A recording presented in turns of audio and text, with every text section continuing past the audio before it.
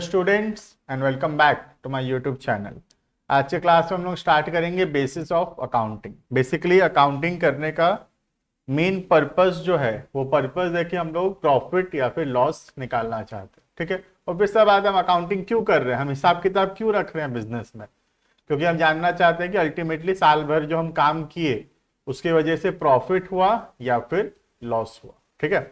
अब ये जो अकाउंटिंग है इसको करने का दो तरीका है, इसको मेंटेन करने का दो तरीका है, उसको बोलते हैं बेसिस ऑफ अकाउंटिंग, ठीक है। चलो एक रीड करते हैं। सबसे पहला, the most significant function of accounting is to determine profit earned और loss incurred by a business during an accounting period. सबसे इंपॉर्टेंट बात तो यही है कि हम जानना चाहते हैं प्रॉफिट अर्नड और लॉसेस इनकर्ड, या प्रॉफिट हुआ या फिर लॉस, ठीक है।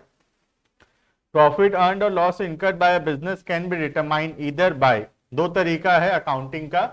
एक होता है तुम्हारा कैश बेसिस ऑफ अकाउंटिंग और दूसरा होता है एक्रूवल और मर्केंटाइल बेसिस ऑफ अकाउंटिंग, ठीक है। ये one of the most important चीज है जो तुमको पढ़ाया जा रहा है अकाउंट्स में, क्योंकि अकाउंट्स में अगर हम कैश बेसिस क्या होता है और एक्रूवल बेसिस क्या होता है, अगर यही नहीं जानते होंगे तो हम कभी भी अच्छे से अकाउंटिंग समझ नहीं सकते, ठीक है। अब देखते हैं सबसे पहला कैश बेसिस क्या होता है। What is cash basis of accounting, ठीक है। कैश बेसिस ऑफ अकाउंटिंग बोलता है कि ट्रांजैक्शंस को हम तब रिकॉर्ड करेंगे जब एक्चुअल में पैसा रिसीव होगा या एक्चुअल में पैसा जब पेमेंट होगा। मतलब अगर क्रेडिट हुआ है ट्रांजैक्शन, मतलब अगर सेल किए हैं लेकिन क्रेडिट में सेल किए हैं, या सामान खरीदे हैं लेकिन क्रेडिट में खरीदे हैं, तो हम लोग उन ट्रांजैक्शंस को रिकॉर्ड नहीं करेंगे। जब एक्चुअल में पैसा रिसीव होगा या जब एक्चुअल में पैसा पेमेंट होगा तभी हम ट्रांजैक्शंस को रिकॉर्ड करते हैं। मतलब ट्रांजैक्शंस को रिकॉर्ड करने के लिए क्या जरूरी है, कैश जरूरी है। मतलब पैसा रिसीव हुआ होगा या पैसा पेमेंट हुआ होगा तभी हम ट्रांजैक्शंस को रिकॉर्ड करेंगे। दैट सिंपली मीन्स कि जितना भी क्रेडिट ट्रांजैक्शंस है, अगर हम क्रेडिट में सामान खरीदते हैं या क्रेडिट में सामान बेचते हैं तो कैश बेसिस के हिसाब से वो ट्रांजैक्शंस रिकॉर्ड नहीं होगा। प्लस अगर कोई एक्सपेंसेस पे करना बाकी है, आउटस्टैंडिंग एक्सपेंस है, तो वो भी रिकॉर्ड नहीं होगा क्योंकि हमने एक्चुअल में पेमेंट नहीं की, ठीक है। तो जो कि अपने हिसाब से तुम सुन के तुमको पता चल रहा होगा कि अगर ये सारा ट्रांजैक्शन हम छोड़ देंगे, क्रेडिट का ट्रांजैक्शन या वो एक्सपेंसेस जो ड्यू हो गया लेकिन पे नहीं किए अब तक, हम ये सारा ट्रांजैक्शन अगर हम छोड़ देंगे तो कभी भी हम अकाउंटिंग को 100% एक्यूरेट नहीं कर पाएंगे। प्लस सारा का सारा ट्रांजैक्शन भी वहां पर रिकॉर्ड नहीं हो पा रहा है, ठीक है। तो इसीलिए कैश बेसिस फॉलो नहीं होता है अकाउंटिंग में, ठीक है। अकाउंटिंग में हम cash basis of accounting follow नहीं करते, ठीक है। चलो देखना क्या है कैश बेसिस, रीड करते हैं एक बार। Cash basis of account, transactions are recorded in the books of accounts on, कब रिकॉर्ड होता है transaction, on cash being receive और पेड। जब पैसा रिसीव होगा या पैसा पेमेंट होगा तब हम ट्रांजेक्शन्स को रिकॉर्ड करेंगे। दैट मीन्स क्रेडिट ट्रांजेक्शन्स को रिकॉर्ड नहीं करेंगे, ठीक है। Cash basis of accounting is system in which transactions are recorded when cash is transacted. मतलब जब पैसा पे होगा या पैसा मिलेगा, whether received or paid. It means revenue is recognized on receipt of cash. बोला कि सेल कब माना जाएगा, जब पैसा मिलेगा तब हम लोग सेल मानेंगे। लाइकवाइज एक्सपेंस कब रिकॉर्ड होगा, जब एक्सपेंसेस पे होगा, expenses recorded as incurred when they have been paid. तो क्या बोल रहा है कि जब जब पैसा रिसीव होगा तभी सेल्स माना जाएगा और जब पैसा पेमेंट होगा तभी उसको एक्सपेंस माना। बेसिकली बोल रहा है कि कैश के हिसाब से हम ट्रांजैक्शंस को रिकॉर्ड करेंगे, कैश रिसीव या कैश पेड, ठीक है। The difference between the total income and total expense represents profit और loss of the business for the accounting. Thus, when cash basis is followed, जब कैश बेसिस फॉलो होगा तो outstanding, prepaid, income received in advance, accrued income, ये सारा का कोई काम नहीं। ये सब कब काम में आता है? जब हम एक्रूवल बेसिस फॉलो करेंगे। एक्रूवल क्या होता है? ट्रांजेक्शन जब होगा तब ट्रांजेक्शन को हम रिकॉर्ड करेंगे, भले ही कैश पे हुआ हो या ना हुआ हो, भले ही कैश रिसीव हुआ हो या ना हुआ हो। ठीक है, तो एक्रूवल क्या बोलता है? क्रेडिट को भी रिकॉर्ड करो और कैश को भी रिकॉर्ड करो। तो इन कैश बेसिस क्या बोलता है? सिर्फ कैश जब रिसीव या पे होगा तभी हम ट्रांजेक्शन को रिकॉर्ड करेंगे। ठीक है, receipts and payments account prepared in cash in case of not for profit organization such as charitable institutions, club, school is an example of accounting on cash basis। ठीक है, तो बोलता है कोई तो ऐसे फॉलो नहीं करता है कैश बेसिस। पहली बात, कैश बेसिस तो कोई नहीं फॉलो करता, खाली नॉट फॉर प्रॉफिट ऑर्गेनाइजेशंस के केस में एक अकाउंट बनता है, रिसीप्ट एंड पेमेंट अकाउंट। जो लोग क्लास 12 में पढ़े हैं नॉट फॉर प्रॉफिट ऑर्गेनाइजेशन, उनको पता होगा रिसीप्ट एंड पेमेंट अकाउंट कौन सी होता है, जो कि किसके जैसा होता है? तो अगर याद होगा, that is similar to a cash account. ठीक है, तो यूजुअली कैश बेसिस कोई फॉलो नहीं करता, खाली एनपीओ के केस में एक अकाउंट बनता है रिसीप्ट एंड पेमेंट अकाउंट, उसमें कैश बेसिस फॉलो किया जाता है। और एल्स अकाउंटिंग में हम कभी भी कैश बेसिस को फॉलो नहीं करते, हम हमेशा फॉलो करते एक्रूवल बेसिस ऑफ अकाउंटिंग। ठीक है, नेक्स्ट, एडवांटेजेस डिसएडवांटेजेस।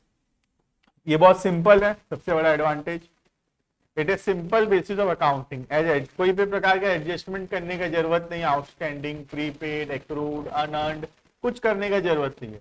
पैसा मिलेगा तो रिसीव होगा, उसको रिकॉर्ड करेंगे, पैसा पे हुआ तो उसको खर्चा रिकॉर्ड करेंगे, बस और कुछ नहीं। तो बहुत सिंपल है ये वाला मेथड।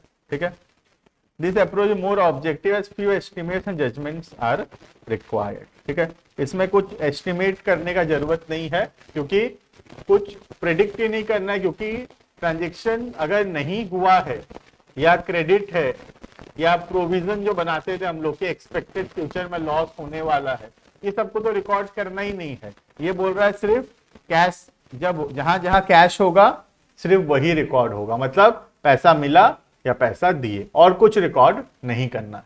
ठीक है, third, this basis of accounting is suitable for those enterprise where most of the transactions are on cash basis. उन्हीं के लिए सुटेबल है जिनके लिए ज्यादातर ट्रांजैक्शन उनका किस में होता है? कैश में। ठीक है, लेकिन रियलिटी में तुम देखोगे तो कैश बेसिस किसी के लिए भी सुटेबल नहीं है, क्योंकि ऐसा इम्पॉसिबल है कि सारा ट्रांजैक्शन कैश में होता होगा, कुछ ना कुछ थोड़ा बहुत क्रेडिट में भी होगा ही। तो cash basis not suitable for any type of organisation. ठीक है, डिसएडवांटेज, बहुत सारा डिसएडवांटेज है इसका।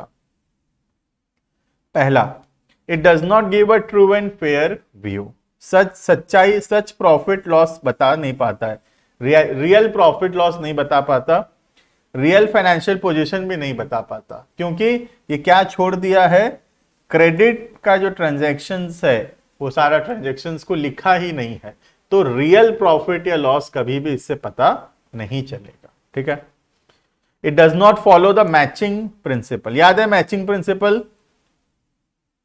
एक्सपेंस को मैच करना पड़ता है रेवेन्यू के साथ। अभी नीचे पढ़ेंगे भी हम लोग, या नीचे दिया हुआ भी है। ठीक है, या नीचे जब पढ़ेंगे ना अकाउंटिंग प्रिंसिपल्स, वहां पे आएगा मैचिंग प्रिंसिपल। ठीक है, उसके अलावा this system does not distinguish between capital and revenue item, as a result there is no consistency in the profit of 2 years।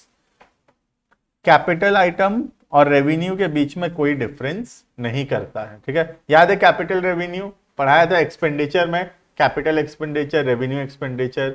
Receipt में पढ़ाया था कैपिटल रिसीट, रेवेन्यू रिसीट। ये वर्ड्स वहीं से आए हैं, इसलिए मैं बोला हूं कि बेसिक अकाउंटिंग टर्म्स सबसे इंपॉर्टेंट है। अगर वो अच्छे से पता है तो हमको अकाउंट्स अच्छे से समझ में आएगा। ठीक है, तो this is about cash basis. जो एक लाइन में अगर हम समराइज करें तो इतना सा बात बोलता है कि ट्रांजेक्शन जब पैसा मिला या पैसा पे किए तभी रिकॉर्ड होगा, अगर पैसा नहीं मिला है या पैसा पे नहीं किए हैं तो वो ट्रांजैक्शंस को रिकॉर्ड नहीं करेंगे। ठीक है, नेक्स्ट, एक्रूवल। ये फॉलो होता है हमारे अकाउंट्स में, वी फॉलो एक्रूवल बेसिस, जो बोलता है कि ट्रांजेक्शन्स को रिकॉर्ड करेंगे जब ट्रांजेक्शन हुआ, पैसा मिला नहीं मिला, पैसा दिए हैं नहीं दिए हैं, इस बात से फर्क नहीं पड़ता है। ट्रांजेक्शन हुआ मतलब ट्रांजेक्शन को रिकॉर्ड करो, दैट मीन्स क्रेडिट को भी रिकॉर्ड करना है और कैश ट्रांजेक्शन्स को भी रिकॉर्ड करना है, ठीक है। Transactions is recorded in the books of accounts when entered whether cash is received paid और नॉट। बोले कि ट्रांजेक्शन जब हुआ तब रिकॉर्ड होगा, भले ही पैसा दिए हो या ना दिए हो, ठीक है। Under accrual basis of accounting, unlike under cash basis of accounting, income is recorded as income when it is earned और एक्रूड। बोले कि जब इनकम अर्न हो गया तब हम उसको रिकॉर्ड कर लेंगे, भले ही पैसा मिला हो या ना मिला हो। मतलब अगर सामान बेचे तो उसको हम इनकम के हिसाब से रिकॉर्ड कर लेंगे, भले ही ट्रांजेक्शन क्रेडिट सेल हो या कैश सेल, इससे फर्क नहीं पड़ता है, ठीक है। तो एक्रूवल में फर्क नहीं पड़ता, सामान हम उधार में बेचे हैं कि कैश में बेचे, दोनों को ही हम इनकम मानते हैं जब ट्रांजेक्शन हुआ, जब सेल हुआ।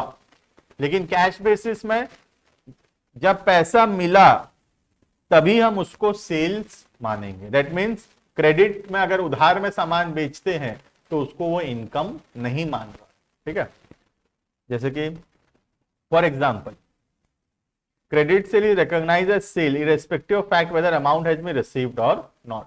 सेम सेल हुआ तो हम उसको रिकॉर्ड करेंगे, भले ही पैसा मिला हो या ना मिला हो। सिमिलरली एक्सपेंस के लिए, एक्सपेंस हुआ तो हम उसको रिकॉर्ड करेंगे, भले ही पैसा दिए हो या ना दिए हो, ठीक है।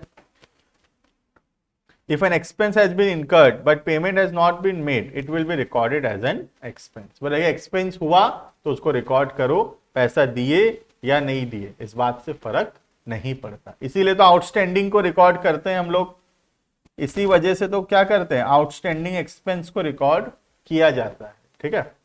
For example rent for the month of March 2021 has not been paid. बोला मार्च का रेंट नहीं दिए हैं, फिर भी उसको रिकॉर्ड करेंगे एज अ रेंट, क्योंकि एक्रूवल बोलता है पैसा दिए या नहीं दिए इस बात से फर्क नहीं पड़ता, ठीक है। It will still be recorded as an expense because it had become due, क्योंकि देना तो है ही तो उसको खर्चा के हिसाब से रिकॉर्ड करेंगे, ठीक है। Thus, under accrual basis of accounting, outstanding, prepaid, income received in advance are recognized for ascertaining correct profit and loss for the accounting period. Companies Act 2013 requires companies to follow. Law बोलता है कि क्या follow करना है, you have to follow accrual basis of accounting. और real life में भी हम कभी भी cash basis of accounting follow नहीं करते हैं। Cash basis अपने आप में एक गलत accounting का तरीका है जो बोलता है कि सिर्फ पैसा मिला या पैसा दिए तभी ट्रांजैक्शंस रिकॉर्ड होगा, जो कि गलत है कंप्लीटली। पैसा दिए या नहीं दिए, पैसा मिला या नहीं मिला, फर्क नहीं पड़ता, ट्रांजैक्शन हुआ है तो हम ट्रांजैक्शन को रिकॉर्ड करेंगे, ठीक है। देखना advantage, it is more scientific as compare to accrual. Accrual सही रिजल्ट बताता है, ठीक है। It shows the complete picture of financial transaction, सारा ट्रांजैक्शन को लिया हुआ है तो करेक्ट प्रॉफिट लॉस भी इससे निकलता है, ठीक है। दिस बेसिस डिस्क्लोज करेक्ट, वही लिखा हुआ है करेक्ट प्रॉफिट एंड लॉस। तो पॉइंट 2 में लिखा है करेक्ट फाइनेंशियल पोजीशन बताता है और पॉइंट 3 में लिखा है करेक्ट प्रॉफिट या लॉस बता पाता है। कौन सा तरीका, एक्रूवल बेसिस ऑफ अकाउंटिंग। इसीलिए अकाउंट्स में हम कभी भी कैश बेसिस फॉलो नहीं करते, हम हमेशा फॉलो करेंगे एक्रूवल बेसिस, ठीक है। Next, it reflects true profit and loss, वही बात लिखा हुआ है। It reflects true financial position, ठीक है। तो वही बात लिखा हुआ और कुछ नहीं है। डिसएडवांटेज, कॉम्प्लेक्स है थोड़ा सा, क्योंकि कैश बेसिस सिंपल था, खाली कैश आया या गया तो रिकॉर्ड करना, लेकिन यहाँ पर कैश आया या गया या नहीं आया नहीं गया फिर भी उसको रिकॉर्ड करेंगे, ट्रांजेक्शन हुआ तो उसको रिकॉर्ड करेंगे हम, ठीक है। तो थोड़ा सा कॉम्प्लेक्स है, तो ये डिसएडवांटेज अपने आप में, ये सिंपल नहीं है, this is a complex process, ठीक है। The accounting process through elaborated, मतलब बहुत ज्यादा लंबा प्रोसेस हो जाता है क्योंकि हम क्रेडिट को भी रिकॉर्ड करते हैं, लेकिन जो कि सही है, इलेबोरेटेड है, कॉम्प्लेक्स है, लेकिन तरीका यही सही है। ठीक है, next, a quick appraisal of profit and loss is not possible because many adjustments are required to be made. बोला कि जल्दी जल्दी प्रॉफिट लॉस निकालना बहुत डिफिकल्ट है, ऑब्वियस सा बात है, कॉम्प्लेक्स प्रोसेस है, तो बहुत सारा एडजस्टमेंट्स करना पड़ेगा, तभी हम सही प्रॉफिट लॉस निकाल पाएंगे। ठीक है, क्लियर है? दो तरीका है, एक है कैश बेसिस और दूसरा है एक्रूवल बेसिस। यहां पर उसका डिसएडवांटेज मैं दे दिया हूं तुमको नोट्स में कि क्या क्या डिसएडवांटेज होता है, बहुत सिंपल सिंपल है, जो हम लोग पढ़े हैं अभी ऊपर वही सारा बात लिखा हुआ है। अगर हम समराइज करें तो इतना सा बात है, एक्रूवल बेसिस में पैसा मिले या ना मिले, कैश हो या क्रेडिट हो, ट्रांजेक्शन को रिकॉर्ड करेंगे हम। ठीक है, और कैश बेसिस बोलता है जब पैसा मिला या जब पैसा दिए तभी रिकॉर्ड किया जाएगा। ठीक है, ये फॉलो नहीं किया जाता है कैश बेसिस, हम हमेशा फॉलो करेंगे accrual basis of accounting. Clear है? तो दो तरीका है हमारे अकाउंटिंग बनाने का, इसको बोलते हैं बेसिस ऑफ अकाउंटिंग। क्वेश्चन क्या था इसका? क्वेश्चन था बेसिस ऑफ अकाउंटिंग। दो बेस है अकाउंटिंग का, दो तरीका अकाउंटिंग करने का, एक है कैश बेसिस और दूसरा है एक्रूवल बेसिस। क्लियर है? चलो, तो इस वीडियो के लिए इतना, बेसिस ऑफ अकाउंटिंग हम इतना में रखेंगे इस वीडियो को। वीडियो पसंद आया तो लाइक जरूर से करना, चैनल को सब्सक्राइब करना और ज्यादा से ज्यादा लोगों के बीच में वीडियो को शेयर जरूर कर देना। ठीक है, thank you and bye bye.